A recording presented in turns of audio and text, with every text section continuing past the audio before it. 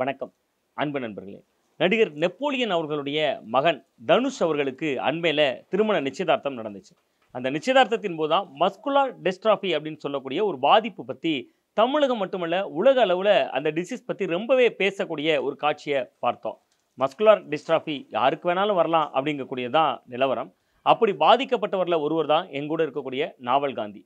Muscular டெஸ்ட்ராஃபி பாதிக்கப்பட்டவங்களுக்கு என்ன வகையான உடல் உபாதைகள், கஷ்டங்கள், வலிகள், வேதனைகள் இருக்கும், அதையெல்லாம் மீறி நாவல் காந்தி தன்னோட வாழ்க்கையில் மிக முக்கியமான 2 புள்ளிகளை அடைஞ்சிருக்காரு. அதை பற்றி நான் முடிவில் பேசுவேன். முதல்ல அவர்கிட்ட நம்ம உரையாடலை தொடங்கிடலாம். வணக்கம் காந்தி. வணக்கம் சார். காந்தி, இப்போ மஸ்குலர் டெஸ்ட்ராஃபி அப்படின்னு சொல்லக்கூடிய இந்த நோய் குறித்து இப்போ அதிகமான அளவில் பேசப்படுது. அதுக்கு காரணம் நீங்களாம் தொலைக்காட்சிகளில் பார்த்துருப்பீங்க. நெப்போலியன் அவர்களுடைய பையனுடைய பாதிப்பு இப்போ வெளியில் தெரிஞ்சதுனால இது என்ன வகையான பாதிப்பு, உங்களுக்கு எப்போ இதை ஃபீலை உணர்ந்தீங்க? இது 1,00,000 பேருக்கு ஒரு நபருக்கு வரக்கூடிய ஒரு டிசீஸ் தான். 1,00,000 பேர்ல ஒருவரை பாதிக்கும். அது நமக்கே தெரியாது. ஆரம்பத்தில் எதுவுமே தெரியாது. நார்மல் பர்சனாகவே நம்ம இருப்போம். அதுக்கப்புறம் திடீர்னு நம்மளுடைய நடையில் ஒரு சின்ன மாற்றம் வரும். அப்புறம் ஓடுறதுல கொஞ்சம் தடை வரும்.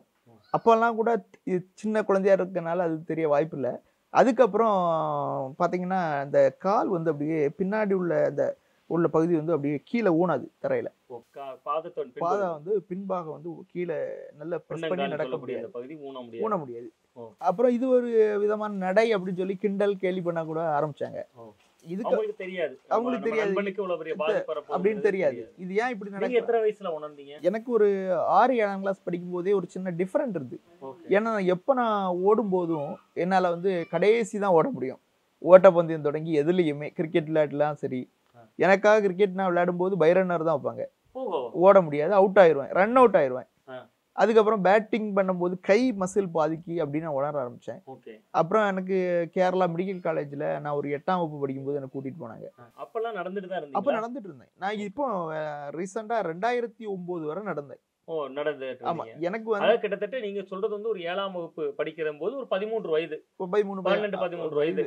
அப்ப நீங்க கடைசியில உங்களுக்கு நடை நின்னுச்சுல்ல, அப்ப எத்தனை வயது? நடை நிற்கும் போது எனக்குலாம் ஒரு 32 இல்ல 2009.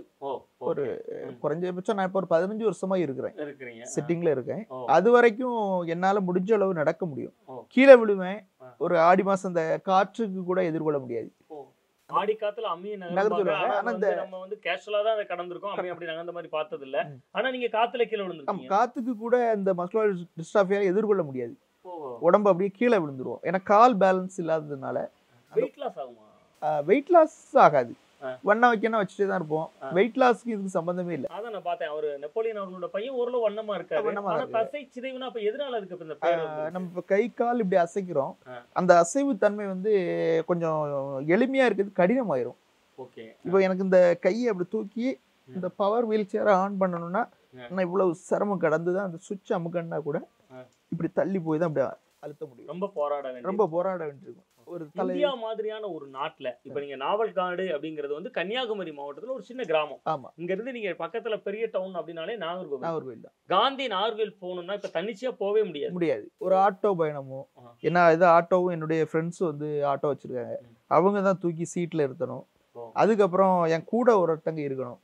ஆட்டோலாம் உட்கார வச்சு கூப்பிட்டு போவாங்க. நான் அப்படியே வெளியே அந்த இயற்கை காட்சியெல்லாம் ரசிச்சுட்டு வருவேன்.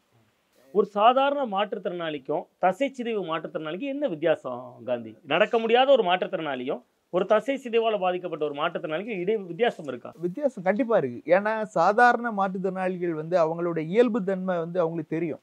இப்படி ஸ்டெப் வச்சா இப்படி போயிடுவோன்னு தெரியும். ஆனா மஸ்குலர் டிஸ்ட்ராஃபி பாதிக்கப்பட்ட ஒருவர் நாளைக்கு என்ன உடல் கூறு பண்ணுன்னு தெரியாது.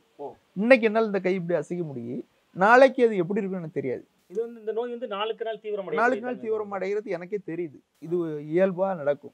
ஏன்னா முன்னாடி தலைச்சீவுதல இருந்து என் போனை நான் அட்டன் பண்ணி பேசுறதுல இருந்து கணிப்பொறி நான் இயக்கிறதுனால அதில் உள்ள வேறுபாடுல இருந்து தட்டச்சு பண்ணதுல இருந்து எல்லாமே சின்ன சின்ன சேஞ்சஸ் நடக்கும்.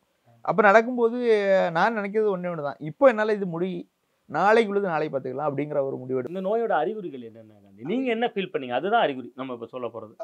இது என்னன்னா ஒரு சோர்வு தன்மை கொடுக்கும். இப்ப நடப்போம். ஒரு காலேஜ்ல எல்லாம் நான் இருந்துட்டு படிச்சீங்க? நான் பிகாம் அறிஞர் அண்ணா கல்லூரியில படிச்சேன். ஆர்வாய் மொழி கல்லூரியில. அப்போ 2003 2005 நான் படிக்கும் போதெல்லாம் அந்த மாலை வேளையில அந்த காலைல இருந்து 5 பீரியட்ல சாயங்காலம் நான் தான் எழும்புவேன். எழும்பும் போது அந்த உணர்வு கால்ல தெரியும். இந்த உணர்வே இருக்காது. அப்ப மெதுவா கொஞ்ச நேரம் நின்னுகிட்டு அதுக்கப்புறம் நடந்து பின்னாடி வந்தாதான் அந்த கால் வந்து ஆக்டிவேஷன் தன்மைக்கு வரும். ஒரு பஸ்ஸை ஸ்டார்ட் பண்ணி விட்டுட்டு போறக்கூடிய டிரைவர் மாதிரி ஒரு 5 நிமிஷம் ஸ்டார்ட் பண்ணாதான் போறோங்கிற மாதிரி வர முடியும். அதுவும் நம்ம எப்போ பேலன்ஸ் எனக்கே தெரியாது. விழுந்துருவோமாங்கிற ஒரு அச்சம். தடுக்கில விழுந்த அனுபவங்கள் நிறைய பள்ளி படிக்கும் அருள்வாய்மொழி பகுதியில நிறைய காற்று அடிக்கும். சாதாரணமாவே காற்று அடிக்கும். பொதுவா காற்றாலைகளே அதிகமா இருக்கக்கூடிய ஒரு பகுதி, காற்று அதிகமா வீசக்கூடிய பகுதி தமிழ்நாட்டுல. அதனால ஆடி மாசம் இல்ல, அங்க காற்று எப்பவுமே அடிக்கும். காலேஜ் கேம்பஸ்லயே விழுந்திருக்கேன். பசங்க எனக்கு என் ஃப்ரெண்ட்ஸ் எனக்கு கூட்டம் அதிகம். நண்பர்கள் எப்படி புரிஞ்சுக்கிட்டாங்களா? எனக்கு உண்மையிலேயே எனக்கு வாய்த்த நண்பர்கள் எல்லாருமே என்ன பத்தி தெரியும். என்னுடைய உடல் கூறுல இருந்து எல்லாமே தெரியும். அதனால எனக்கு நல்ல ஹெல்ப் பண்ணாங்க. மாடியில எக்ஸாம் சில நாள் போட்டுருவாங்க. அப்ப அப்படியே தூக்கிட்டு கொண்டு இருந்தது எல்லாமே ஹெல்ப் பண்ணாங்க. தோல் கொடுப்பான் தோழன்பாங்க. அது இந்த மஸ்குலர் டிஸ்ட்ராஃபி வந்து எனக்கு ரொம்ப பயனா இருக்கு. சார், இப்போ நீங்க குறிப்பிட்ட அறிகுறிகள், அதாவது ஒன்றுல உங்களுக்கு உடல் சோர்வு அடையும், இன்னொன்னு கால் தறிக்கு கீழே விழுகிறது, இது எந்த நேரத்துல நீங்க மருத்துவமனைக்கு போகக்கூடிய அளவுக்கு சிவியரா மாறுச்சு? ஆரம்பத்துல எனக்கு வந்து தட்டி விழுகேன், அப்புறம் நடையில சேஞ்ச் இருக்குன்னு சொல்லி தான் கூட்டிட்டு போனாங்க. ரொம்ப மாற்றம் ஒண்ணும் இல்ல. இப்படியே நடக்கிறான், இப்படியே காலை ஊனாம இருக்கான் அப்படின்னு சொல்லி கொண்டு காட்டினாங்க. அப்ப நான் ஒரு நார்மல் பர்சனுக்கும் மஸ்குலர் டிஸ்ட்ராபி பர்சனுக்கும் இடைப்பட்ட அப்படி எல்லாம் சந்தேகப்பட்டாங்க. அப்புறம் நம்ம வயது இப்ப 40 நீங்க தாண்டி இருக்கீங்க. அப்படிங்கும்போது அந்த நேரத்துல பேலியோ இருந்த பாதிப்பு இருந்த நேரம் தான். அன்னைக்கு மஸ்குலர் டிஸ்ட்ராபிங்கிறதே வெளியே தெரியாது. எனக்கு போலீஸ் சாருக்கு பையனுக்கு இன்னைக்கு 25 வயசு ஆகுது, எனக்கு 42 வயசு ஆகுது. அப்போ எனக்கு கேரளா மெடிக்கல் காலேஜ்ல இந்த தொடையில இருந்து ஒரு சதை மட்டும் கொஞ்சம் எடுத்து செக் பண்ணாங்க. அது பயாப்சி அங்கெல்லாம் பண்ணி பார்த்துட்டு தான் சொன்னாங்க இது மஸ்குலர் டிஸ்ட்ராஃபிங்கிற புது இது. அப்ப எங்க பெற்றோருக்கு கூட தெரியாது. என்ன அவங்க சொன்னாங்கன்னா, உங்க பையன் உங்க கூட இருப்பான், நாளடைவில் அவன் இருப்பான், கடைசி படுப்பான், ஷார்ட்டா சொல்லி முடிச்சாங்க. இந்த நோயால பாதிக்கப்பட்டவங்களுக்கு ஆயுட்காலம் அப்படிங்கிறது ஆயுட்காலம்ங்கிறது குறைவா இருந்தாலும் ஒரு மன நிறைவான வாழ்க்கை இருந்தா நம்ம பெஸ்டா வாழ்ந்துட்டு போயிடலாம் சார். உங்க வாழ்க்கை இப்ப எப்படி இருக்கு? நான் வந்து ரொம்ப தீவிரமா இது பத்தி சிந்திக்கிறது இல்ல. எனக்கு தெரியும், எனக்கு 42 வயசு ஆகுதுனால மஸ்குலர் டிஸ்ட்ராஃபி பத்தி எனக்கு தெரியும், என் வாழ்நாள் பத்தி எனக்கு தெரியும். நான் அதனால இருக்கிற வரைக்கும் நம்மளால என்ன பண்ண முடியுங்கிற ஒரு திங்கிங் மட்டும் தான் எனக்குள்ள. காந்தி அவர்கள் குறிப்பிட்டதை போல இருக்கும் வரை என்ன செய்யலாம் அப்படிங்கிறத சிந்திச்சு ஒரு சத்தான படைப்புகளையும் கொடுத்துருக்கீங்க தமிழ் உலகத்துக்கு. ஒன்று காலம் இன்னும் இருக்கிறது அப்படிங்கக்கூடிய கவிதை தொகுப்பு, அப்புறம் 2வதா கொஞ்சம் காதல் கெஞ்சும் கவிதை அப்படிங்கக்கூடிய ஒரு காதல் கவிதை தொகுப்பு. காதல் மேல நாவல் காந்திக்கு அப்படி என்ன பிரியம்? நான் முன்னாடியே கவிதை எழுதணும்னு ஒரு ஆசை எனக்குள்ள இருக்கும். இந்த மைண்டு சேஞ்சுக்காக ஏதாவது எழுதணும்னு தோணும்போது எனக்கு வந்து கவிஞர் குழந்தைகள் எழுத்தாளர் கோதை சிவகண்ணன் அவங்க தான் எங்கள் வீட்டுக்கு கேஸ் டெலிவரி மேனாக வந்து சொல்லுவாங்க, உன்னுடைய எழுத்துக்கள்லாம் நல்லா இருக்கு. நான் முத எழுதின கவிதையே நான் பார்த்த மிகப்பெரிய வெள்ளை போட்டு அந்த நிலவு அப்படின்னு சொல்லி சாட்டா ஏதோ எழுதினேன். ரொம்ப நல்லா இருக்குன்னு சொல்லி என்னை பிரமிச்சு அடுத்த வரியெல்லாம் எழுத வச்சுட்டாரு. அப்புறம் நாகர்கோயில் நூலகம், அரசு நூலகத்தில் கூட நான் கவிதை வாசிச்சிருக்கேன். இப்படியே என்னுடைய படைப்பு வந்து போயிட்டே இருந்து பார்த்துடுங்க. அப்புறம் நான் இன்னைக்கு கொஞ்சம் காதல் கெஞ்சும் கவிதை, காலம் இன்னும் இருக்கிறது, அமேசான்ல என் காதலேன்னு சொல்லி எல்லாமே அது நம்ம லவ் தான் வாழ்க்கைன்னு நான் நினைக்கிறேன் சார். ஒருத்தர் மாதிரி ஒருத்தர் அன்பு செலுத்தணும். ஏன்னா என்னுடைய வாழ்க்கை அப்படிதான் இருக்கு. யாராவது ஒருடைய உடல் டச்ல தான் நான் வாழ்ந்துட்டு இருக்கேன். என்னை தூக்குவாங்க, என்னை கையை தொடுவாங்க, அதை தூக்கி தருவாங்க, ஹெல்ப் எல்லாமே அது லவ் தானே. அந்த காதலை மையமா வச்சுதான் வாழ்க்கையே நடக்குது.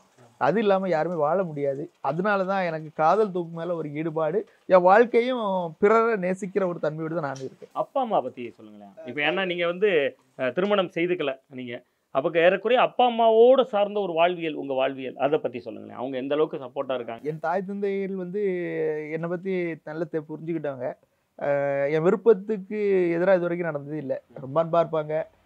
எனக்கு காலை கடன்ல இருந்து இரவு வரைக்கும் என்னோட அன்றாட பணிகளை தொடர்ந்து செய்துட்டு தான் இருக்காங்க. என் அப்பாவா இருக்கட்டும், என் அம்மாவா இருக்கட்டும், எல்லாருமே ஒரு காலை முதல் இரவு வரைக்கும், நான் தூங்க வைக்கிறது வரைக்கும், பெட்ஷீட் போத்தல இருந்து மதிய உணவுல இருந்து எல்லாமே, இடைப்பட்ட காஃபி குடிக்கணும்னா கப்பை தூக்கணும்னா கூட கொஞ்சம் கடினமா இருக்கும். அதுக்கான அட்ஜஸ்ட்மெண்டோடு உள்ள இடத்துல வச்சு அதை நான் குடிப்பேன். அப்புறம் முன்னாடிலாம் எளிமையாக எழுத முடியும்.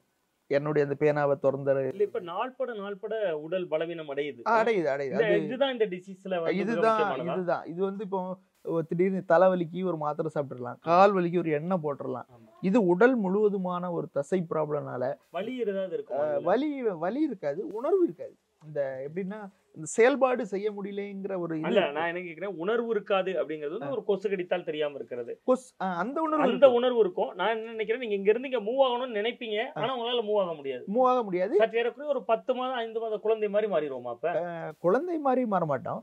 இந்த இப்போ ஒரு கொசு கடிக்கணும் வைங்களேன், இப்படி சொறையும் போது இந்த கை வந்து ஆட்டோமேட்டிக்கா போகணும். நான் ட்ரை பண்ணுவேன், கை போகாது. இதுதான் எளிமையான எக்ஸாம்பிள் நினைக்கிறேன். ஏன்னா இப்படி கடிக்கணும் வைங்களேன், கொசு இந்த இடத்துல கடிக்கினா நான் இப்படி எஃபெக்ட் கொடுத்து தான் அதை போய் அடிக்க முடியும். அதுதான் குடிச்சு போயிட்டே இருக்கும். அதுதான் எளிமையான வழி. இப்படி தூக்கி நம்ம நினைச்சதை செய்ய முடியாது.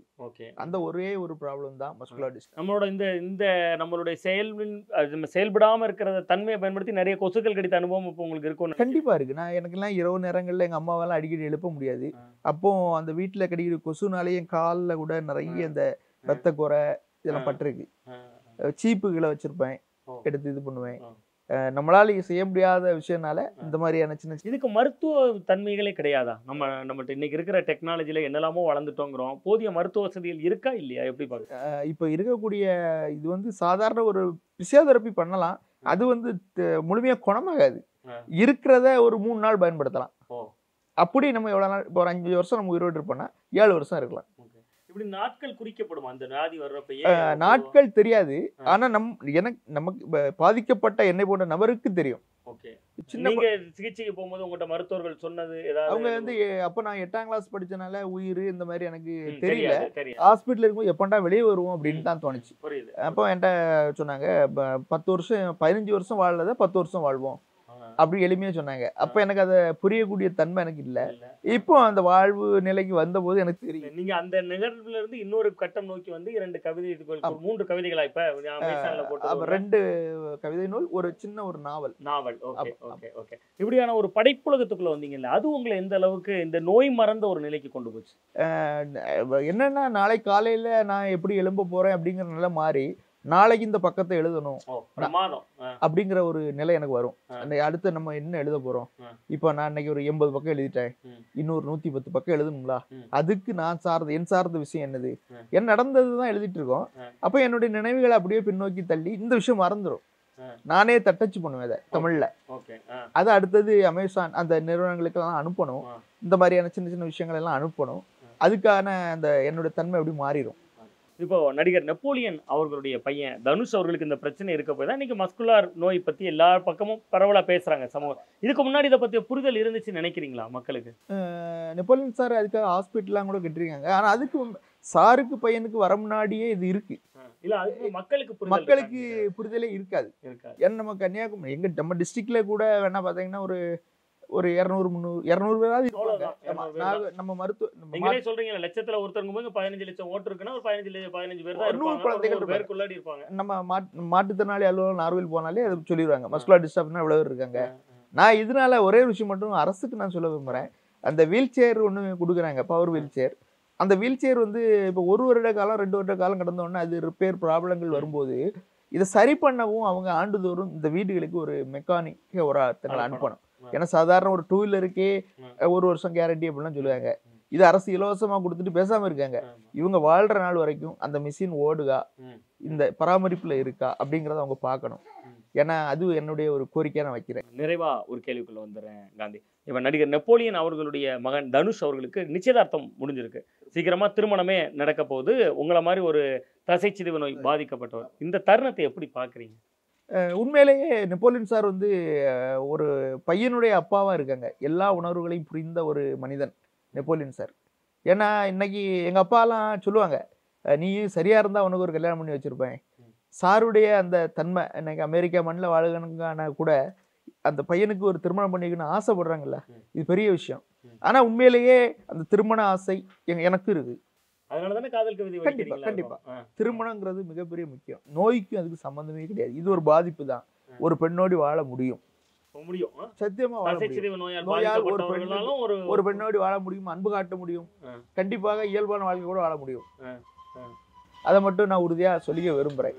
இத வெளிப்படையா இன்னும் சொல்ல முடியல. ஆனா தசைச்சிதைவு நோய் பாதிக்கப்பட்டவங்க திருமணம் கொள்ளலாங்கிறது என்னுடைய உண்மையான ஒரு கருத்து. அவருக்கும் நீங்களும் ஒரு வாழ்த்துக்களை. கண்டிப்பா என்னுடைய அவங்க வந்து என்னுடைய வயது குறைவு தான், நெப்போலியன் சாருடைய பையன் அன்பு தம்பி தனுஷ் அவர்களுக்கு என்னுடைய திருமண நாள் வாழ்த்துக்களை தெரிவித்துக் கொள்கிறேன். நீங்களும் இந்த உலகத்தில் உங்கள் மனைவியோடு நலமுற்று வாழ்வதற்கு என் அன்பான வாழ்த்துக்களை, முதல் வாழ்த்தையை தெரிவித்துக் கொள்கிறேன். ரொம்ப நன்றி காந்தி. உங்க நிறைவான நேரத்தை ஒதுக்குனீங்க. ரொம்ப நன்றி. ரொம்ப குறிப்பா தசைச்சிதைவு பாதிப்பு குறித்து தமிழக மக்களுக்கு ஒரு பெரிய புரிதலுக்கும் இது வழிவகுக்கும் நம்புறேன். ரொம்ப நன்றி.